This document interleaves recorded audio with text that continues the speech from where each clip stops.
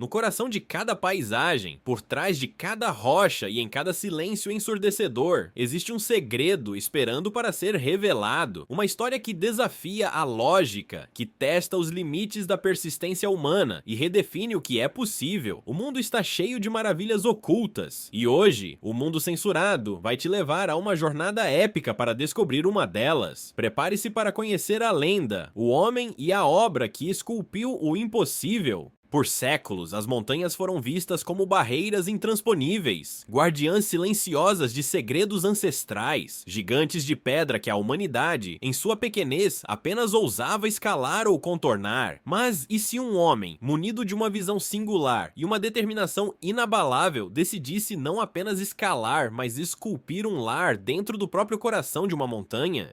Esta é a história de Elias, um homem de poucas palavras, mas de uma visão monumental. Ele não era um magnata da construção, nem um engenheiro renomado. Era um sonhador, um ermitão moderno que via nas formas brutas da natureza uma tela para sua imaginação. Por anos, Elias vagou, buscando o lugar perfeito, a montanha ideal que pudesse abrigar seu sonho. Sua busca era meticulosa, quase obsessiva. Ele procurava não apenas uma montanha, mas a montanha, uma que oferecesse a estabilidade geológica necessária, a inclinação perfeita e, acima de tudo, uma alma que pudesse ser moldada. Muitas montanhas foram rejeitadas, muitas rochas não possuíam a essência que ele buscava, até que finalmente ele a encontrou. Ali estava ela, uma face rochosa que para a maioria não passaria de uma barreira natural, mas para Elias era um convite para esculpir não apenas um abrigo, mas um legado. Esta montanha, anônima para o mundo exterior, se tornaria o palco para uma das mais impressionantes façanhas de arquitetura e persistência que o mundo censurado já testemunhou.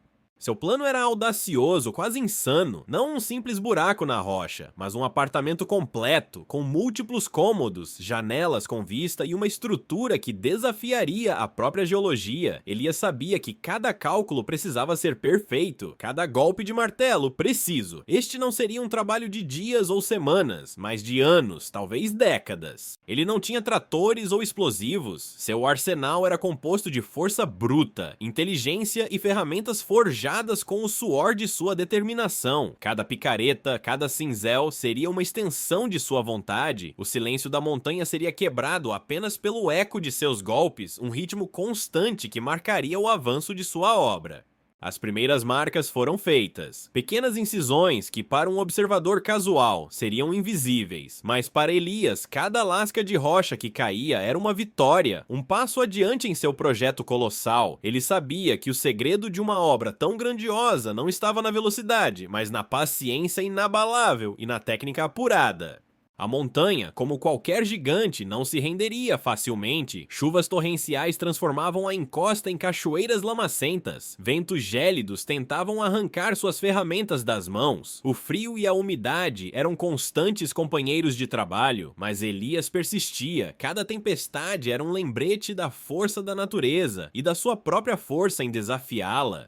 Houve momentos de dúvida, de solidão avassaladora, momentos em que o silêncio da montanha parecia zombar de sua ambição, mas em cada nascer do sol, a visão de seu projeto ressurgia, mais vívida do que nunca. A montanha não era apenas seu local de trabalho, era seu santuário, seu adversário e sua inspiração. Com o passar dos dias, dos meses e dos primeiros anos, a persistência de Elias começou a render frutos. O que antes era uma superfície rochosa impenetrável, agora mostrava os primeiros contornos de uma entrada. Era um testemunho silencioso de que, com a força de um propósito, até as montanhas podem ser movidas, ou melhor, moldadas. Com a entrada principal estabelecida, Elias mergulhou no coração da montanha. Cada centímetro cúbico de rocha removido era uma vitória, um passo mais perto de seu sonho. A escavação não era apenas um ato de força, mas de uma engenharia intuitiva e um entendimento profundo da geologia local. Ele não usava dinamite nem máquinas pesadas. Sua técnica era uma combinação de métodos antigos e uma persistência moderna. Pequenos furos eram feitos em padrões estratégicos. Cunhas de madeira eram molhadas para expandir e rachar a rocha, e blocos inteiros eram cuidadosamente removidos um a um. Era um balé de força e precisão, onde cada movimento contava.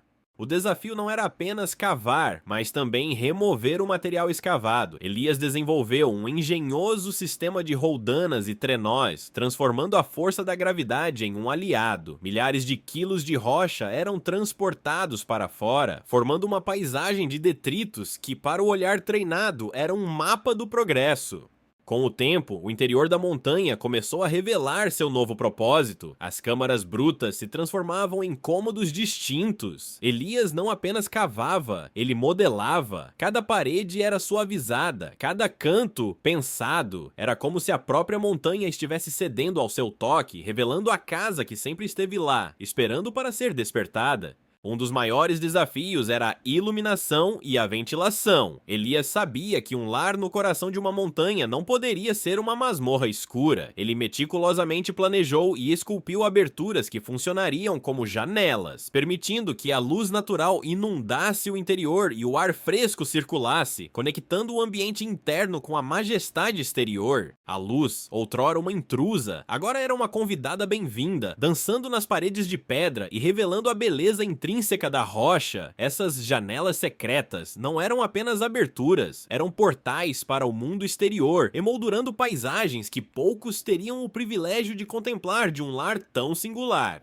Um lar, mesmo dentro de uma montanha, precisa de vida, e a vida precisa de água. Elias, com sua engenhosidade, desenvolveu um sistema para captar a água da chuva ou de uma nascente subterrânea. Pequenos canais esculpidos na própria rocha e tubulações discretas guiavam a água para dentro, garantindo uma fonte vital e sustentável. A energia elétrica era outro desafio. Elias buscava a autossuficiência. Pequenos painéis solares ou turbinas eólicas, discretamente posicionados, capturavam a energia dos elementos. Cabos eram habilmente escondidos nas fissuras da rocha, levando a força vital para iluminar e aquecer o interior. Era uma simbiose perfeita entre a tecnologia e a natureza bruta. O que começou como uma simples escavação, agora se transformava em um complexo sistema de vida, completamente integrado à montanha. Cada detalhe, desde o fluxo da água até a iluminação, era uma prova da visão de Elias e de sua capacidade de transformar o impossível em realidade. O mundo censurado revela que, com a mente certa, a natureza não é um obstáculo, mas uma parceira.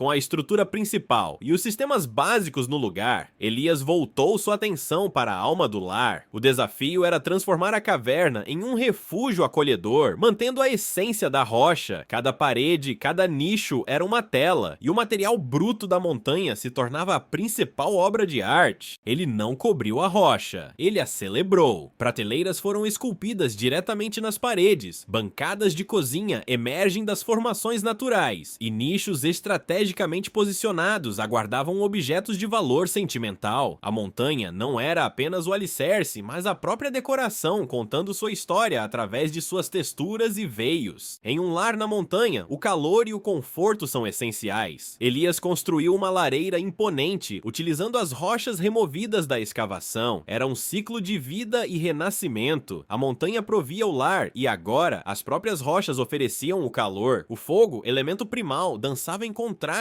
com a solidez da pedra, criando um ambiente de profunda serenidade. Os móveis foram escolhidos e criados para complementar o ambiente natural. Madeira maciça, tecidos orgânicos e formas simples se fundiram com a estética da rocha. Cada peça não apenas servia a um propósito, mas contribuía para a sensação de que o interior era uma extensão do exterior, um eco da própria natureza. As janelas, outrora apenas aberturas, foram transformadas em grandes painéis de vidro. Agora, a cada amanhecer e entardecer, o espetáculo da natureza se desdobrava diante dos olhos de Elias. O céu, as nuvens, a vida selvagem, tudo se tornava parte da decoração de seu lar, uma conexão ininterrupta com o mundo que o rodeava.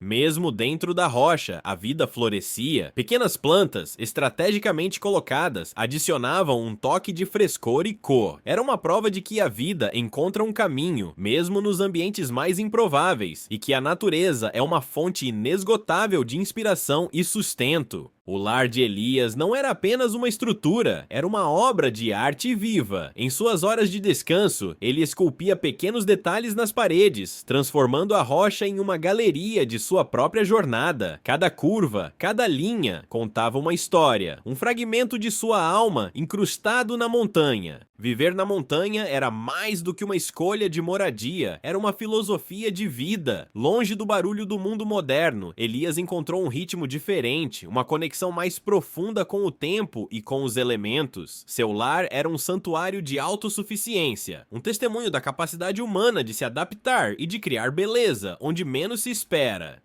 À noite, o apartamento de Elias se tornava um ponto de luz discreto na imensidão da montanha, uma prova silenciosa de que a grandeza não está na exibição, mas na essência, na paixão e na determinação de um homem que ousou sonhar grande e que esculpiu esse sonho na própria rocha. O mundo censurado revela que por trás de cada montanha pode haver um lar esperando para ser descoberto.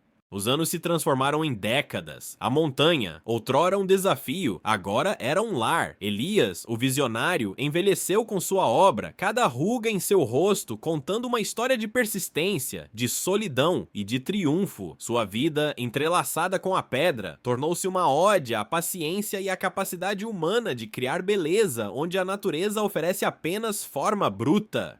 Seu santuário na montanha não era apenas uma construção, mas um testamento de uma vida vivida em harmonia com os elementos. Longe do frenesi do mundo exterior, Elias encontrou a verdadeira liberdade, a liberdade de ser, de criar e de coexistir. Cada amanhecer era uma renovação, cada pôr do sol uma promessa de paz. Ele não buscou fama ou reconhecimento, sua recompensa estava na obra em si, na satisfação de transformar uma ideia impossível em uma realidade palpável. O silêncio da montanha era sua melodia, a vastidão do céu, seu teto, e a rocha, sua companheira mais leal. Por muito tempo, o lar de Elias permaneceu um segredo, uma joia oculta na coroa da natureza. Mas como todas as grandes obras, sua existência não poderia permanecer para sempre sob o véu do anonimato. Um dia, a curiosidade humana, inata e insaciável, o encontrou. Talvez um explorador, talvez um drone, revelou ao mundo a existência desse milagre esculpido na rocha. A notícia se espalhou como fogo. O homem que cavou um buraco em uma montanha e a transformou em um lar incrível. A história de Elias se tornou uma lenda moderna, um farol de inspiração para aqueles que acreditam no poder da determinação humana. De repente, a tranquilidade de sua vida foi substituída por um fascínio global. Elias, o ermitão da montanha, tornou-se uma figura de admiração. Sua obra não era apenas uma casa, mas um símbolo de que, em um mundo que parece cada vez mais rápido e artificial, ainda existe espaço para a criação lenta, paciente e profunda. Sua arte era a própria vida, vivida em seus próprios termos. O legado de Elias transcende a arquitetura e a engenharia. É uma história de visão, de resistência, de harmonia com a natureza e de uma fé inabalável no próprio potencial. Ele nos lembra que o impossível é apenas uma perspectiva e que os maiores feitos nascem de um sonho persistente e da coragem de esculpi-lo no mundo, não importa quão dura seja a pedra. O apartamento na montanha de Elias não é apenas um abrigo, é um testamento de que a verdadeira riqueza não está no que possuímos, mas no que criamos, que a verdadeira liberdade está em viver de acordo com nossos próprios valores, e que mesmo em meio às mais imponentes barreiras naturais, a engenhosidade humana pode encontrar um caminho, um lar e uma lenda. Esta foi mais uma história fascinante do mundo censurado, onde desvendamos o extraordinário e o desconhecido. A jornada de Elias nos mostra que a verdade e a beleza estão muitas vezes escondidas, esperando que alguém as encontre e as revele. Se você se inspirou nesta história e quer continuar explorando o que o mundo tenta nos esconder, inscreva-se no canal, ative as notificações para não perder nenhum dos nossos próximos vídeos e deixe seu like se você também acredita no poder da persistência e da visão humana. Obrigado por fazer parte do mundo censurado. Até a próxima descoberta!